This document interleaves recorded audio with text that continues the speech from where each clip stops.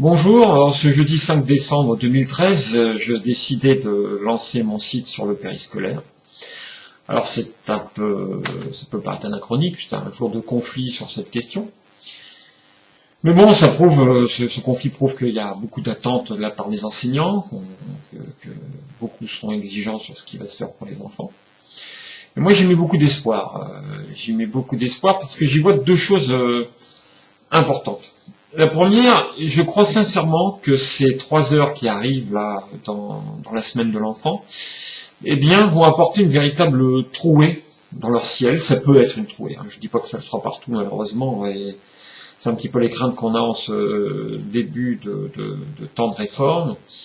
Et ça peut être une trouée, faire en sorte qu'en fait l'enfant puisse là avoir des pratiques chaleureuses, ouvertes, qui lui permettent de trouver une place différente qu'il ne l'a dans sa classe. Bien souvent, on a tendance, et le système est conçu comme tel, on a vraiment l'impression d'avoir qu'on offre trop souvent à l'enfant un ciel assez sombre finalement. Cette éducation nationale est devenue une sorte de masse sombre. Et donc j'espère vraiment qu'il aspire toutes les énergies. Et j'espère vraiment que ces 3 heures vont permettre à des gens qui viennent de tous horizons, même aux enseignants qui verront par là un moyen d'emprunter un chemin nouveau. Ça sera une occasion de considérer l'enfant dans une nouvelle posture, c'est-à-dire dans une posture où on a envie de s'amuser avec lui, de lui apprendre des choses nouvelles et puis de partager un bon moment. Et ça fait du bien et malheureusement on n'a pas toujours le temps et on en a de moins en moins avec nos élèves. Donc première chose, une trouée dans un ciel un peu sombre. Deuxième chose, c'est qu'on est en train de créer une sorte d'objet nouveau.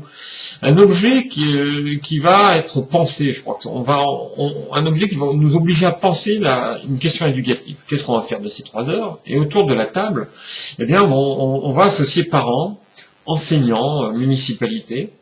Et là, je pense que ça peut être intéressant. Il va surgir de ces débats, de cette évolution, des choses nouvelles, et je crois que ça impactera sur la suite et sur, j'espère, les changements qu'on attend dans le système éducatif français.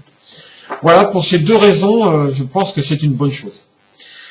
Eh bien, moi, j'ai décidé de lancer ce site internet et j'espère en faire un outil de mutualisation de nos pratiques, de nos outils, un outil que j'ai envie de faire chaleureux, qui va permettre de s'amuser de ce que font les uns les autres. Et puis aussi, j'ai le secret espoir de pouvoir y afficher des productions d'enfants qui, moi, à titre personnel, m'amusent toujours beaucoup.